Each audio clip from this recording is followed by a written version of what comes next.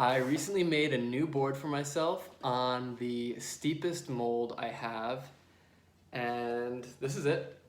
I wanted to see what a steeper board feels like and how it would affect my skating. So this is the board I normally ride, or the mold I normally ride on. You can ignore this little strings, it's just for hanging it on the wall.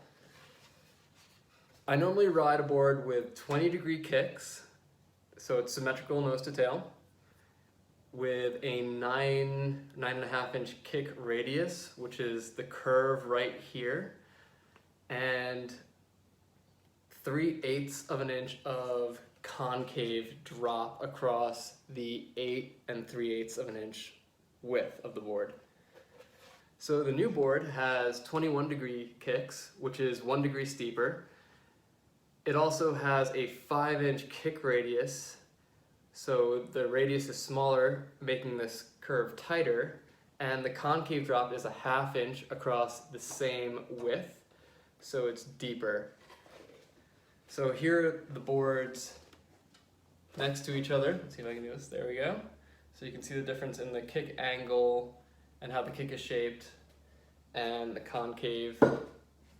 This one's a little deeper. So the reason I did this was to get a better understanding of how steepness has an impact on how I skate. And I recorded the first session on the board, so I'll show you that video now. Okay, assembled and ready to go, I think. Might need some new wheels soon. That one's really good.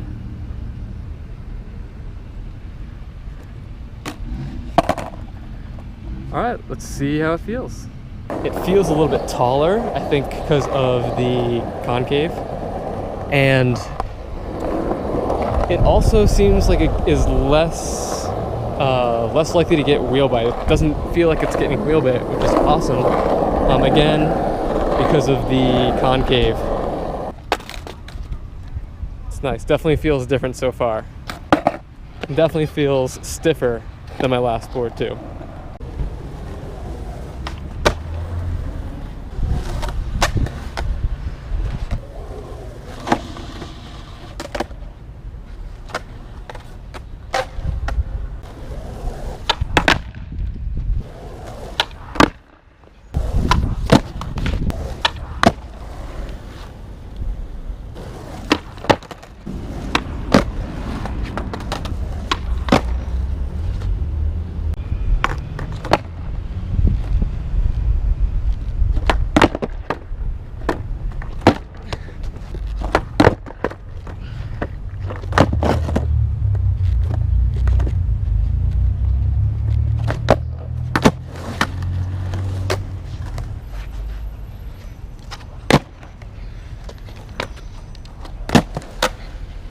Okay, so this board is actually kind of cool so far. I did notice that on the 360 underflips, it felt like it was, I guess it felt like I had to work harder to make it pop up.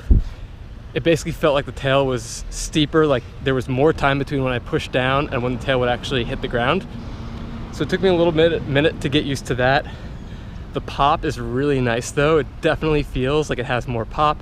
Obviously it's a new board too, but I think there is something to the additional concave and the steeper nose and tail. Steeper tail giving me a steeper pop angle so that my board comes up higher, and then the nose being steeper helps with locking in your front foot when you drag up your front foot on an ollie or a flip trick. Having that steep nose kind of locks it in so that you can pull your board up higher. And so with doing rail freestyle tricks, that also felt pretty stable. Again, it's a new board, so that helps a lot. But it feels maybe like that additional concave acts more like a tripod. So the additional concave plus the kicks aren't really doing anything because they're not touching the ground. But the concave, if this comes out further, if the distance between this point and this point is further, it's going to be just more stable. So I'm going to keep skating it and see what else I notice that's different. I skated that board a bit more since that first session, and a lot of what I originally said and found in that session was consistent in my following experiences skating it. So the pop felt good because of the steeper kick. Since the kick is steeper and the radius is tighter, that increases the pop angle, which is the angle your board makes with the ground when both the back wheels and the tail are touching the ground. A steeper pop angle is helpful for getting higher ollies because the board can kind of go more vertically. And also the steepness of the nose is helpful for dragging my front foot up, and it catches on that steeper nose easier, so I can pull the board up with me.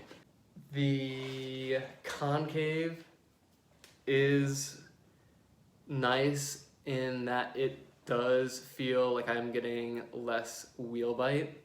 So that's great to be able to really carve harder than I was able to before and not have to worry about hitting my wheels against the deck without adding risers.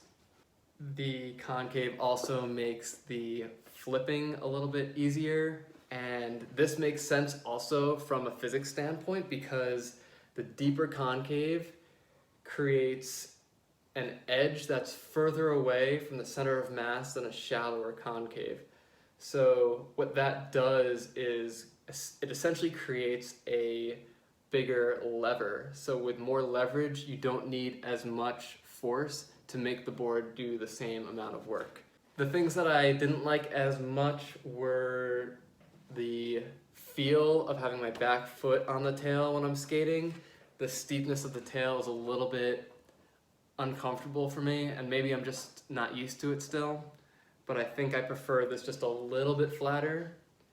And with the concave, it does still feel like the board is higher off the ground, which it actually is 1/8 of an inch higher because the concave is 1/8 of an inch deeper. And I'm not quite used to the increased angle or pop angle of everything because I have to put just a slight delay on my tricks because my tail's hitting the ground just a little bit later than it normally would. And the board feels stiffer with that additional concave, which does have its own pros and cons. So for cruising around, I like to use my board as transportation a lot. So having a stiffer board can be a little bit less comfortable because you just feel everything, whereas a more flexible board kind of acts as a shock absorber. But the stiffer board is more responsive and easier to maneuver around because less of the force you put into the board goes into flexing the board and it goes directly into just moving the board. 2 years ago, I made a board that was flatter than what I normally skate, which was this one. This was the salt inlay board, so if you want to see what it looks like 2 years later, that's what it looks like. And this board had its own set of pros and cons.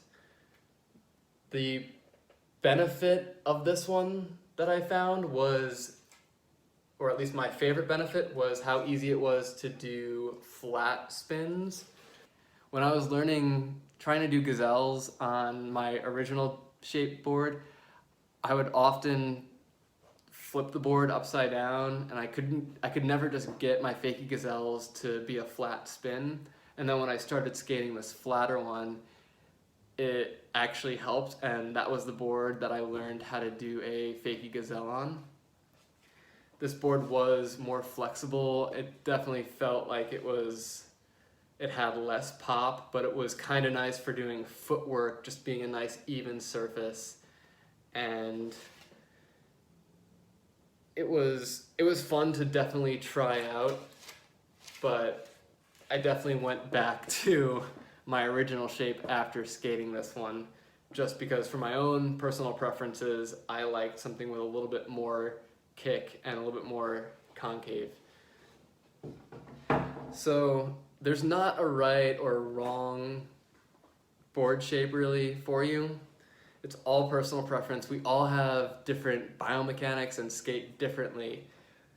But generally speaking, these are some of the things that I've noticed in a steeper board and in a flatter board that hopefully will help you in choosing or designing your own next board.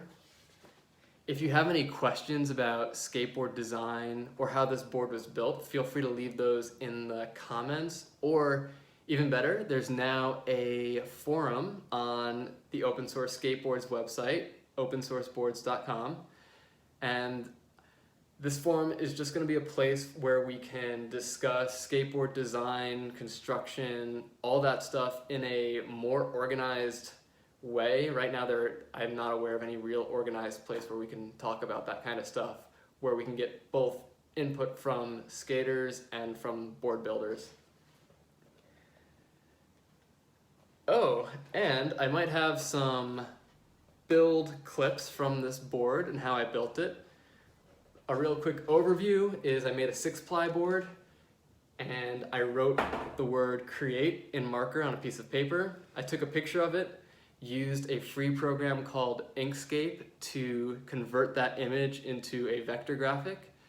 That was then given to a laser cutter, which cut out the letters on the 7th veneer that I was going to glue onto the board. Once the letters were cut, I glued that 7th layer onto the board.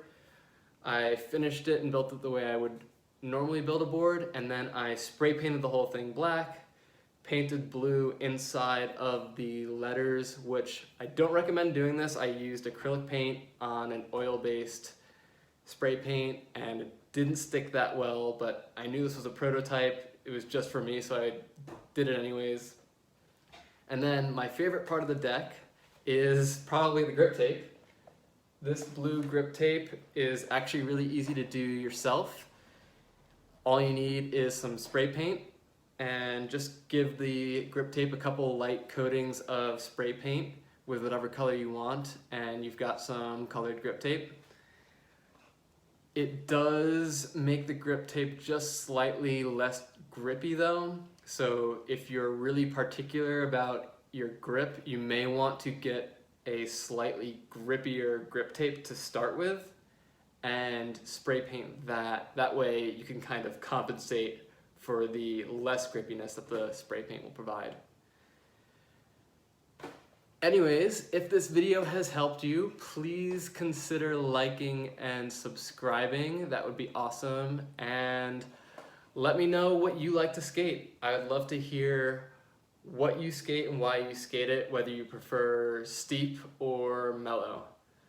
So go ahead, leave that in the comments or the Open Source Skateboards forums.